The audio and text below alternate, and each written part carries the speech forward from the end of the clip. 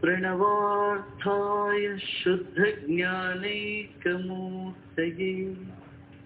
निर्मलाय प्रशान्ताय दक्षिणामूर्तये नमः। ईश्वरो गुरुरात्मेति मूर्तिभेदविभागिने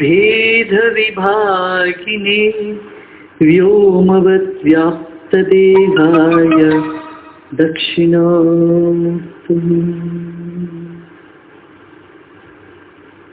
आज हम विभूति योग लेते हैं, 10वें अध्याय। विभूति माने चाह। अक्सर हम जो भस्म देते हैं उसको विभूति कहते हैं। विभूति माने जो विशेष रूप से है जीवन को, ऐश्वर्य को विभूति कहते। भूति माने ऐश्वर्य, भूति कामा कहते। ऐश्वर्य की कामना सबको है। विभूति माने एक विशेष ऐश्वर्य, ऐसा जो कभी तुमसे छूटता नहीं, वो विभूति।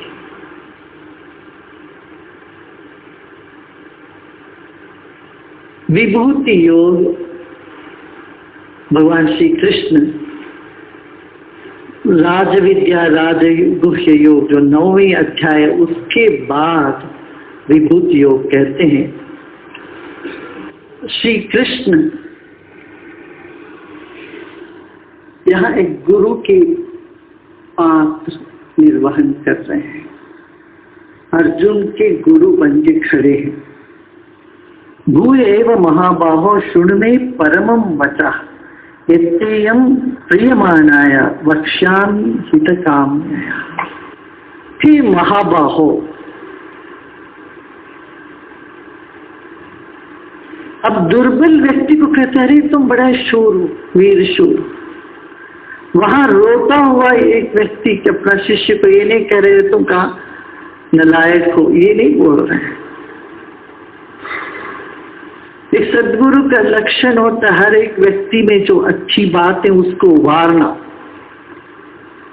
भगवान कृष्ण यही कह रहे हैं कि तुम महाबाहो, तुम बड़े योद्धा हो, तुम बड़े हो, फिर भी मैं तुमको तुम्हारे हित के लिए कुछ मैं बोलने वाला हूं। परम वचन, द अल्टीमेट ट्रूथ, आखिरी सत्य मैं तुमको बताना चाहता हूं। परम वचन में वाणी तुमको अभी सुनाने जा रहा हूं। इससे तुम्हारा हित होगा, इसीलिए मैं सुनाना चाहता हूं, तो सुनो। ये कह रहे हैं। नहीं, भगवान कहते तुम मेरे बहुत प्यारे हो। भगवान उनको तो लगते ही हैं, सब अपने सब प्यारे लगते ही हैं। उस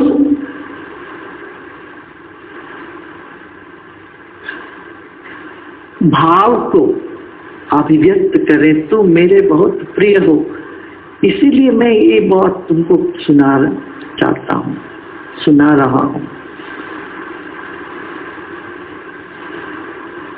क्या है वो बात? क्या है? बोले कि कोई मुझे नहीं जानता है। तू समझता तू मेरे को जानता है? तू क्या जानता है मेरे को? तू कुछ नहीं जानता, ना तुम, कोई नहीं जानता, ना कोई महर्षि ऋषि देवता, कोई मुझे नहीं जाने आज तक।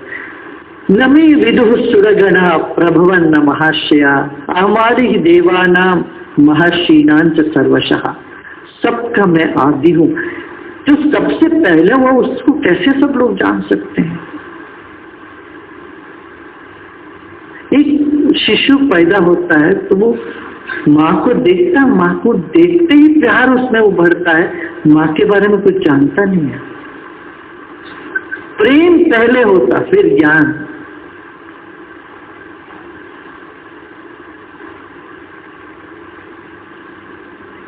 कुछ कहते हैं कि युगपद होता, प्रेम और ज्ञान साथ साथ हो, जैसे ज्ञान हुआ तो प्रेम हुआ, प्रेम हुआ तो ज्ञान हुआ, वो भी सही है। मगर हमारी उत्पत्ति को नहीं हम जानते, हमारा मूल को हम नहीं जानते, कोई नहीं जानता मुझे, मेरा शुरुआत कहाँ हुआ ये नहीं जानते। न मैं विदुः सुरगणा, देवता लोग भी नहीं जानते, कोई मुझे नहीं जानते।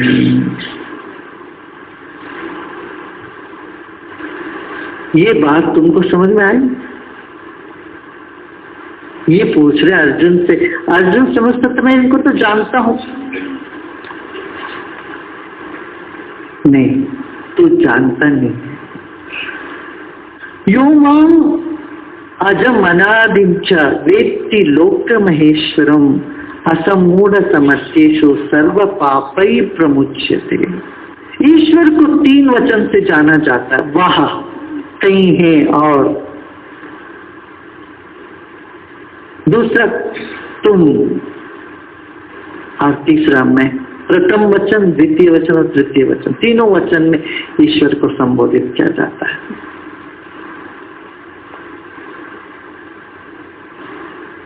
मैं ईश्वर हूं ये जानने के लिए पहले मुझे तुम ईश्वर हो ये जानना है, और वो तुम ईश्वर हो सबको तो नहीं जान सकते, सब में तो नहीं देख पाएंगे।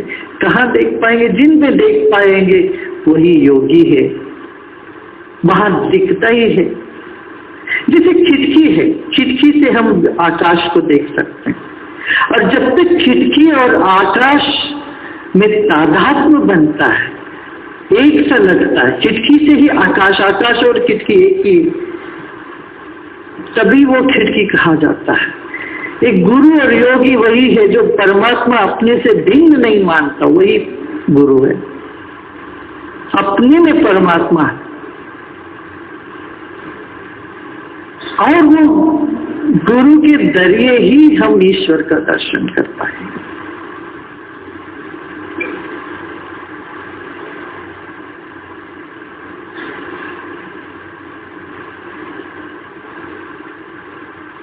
वह जो है वो तुम्हारे रूप है, तुम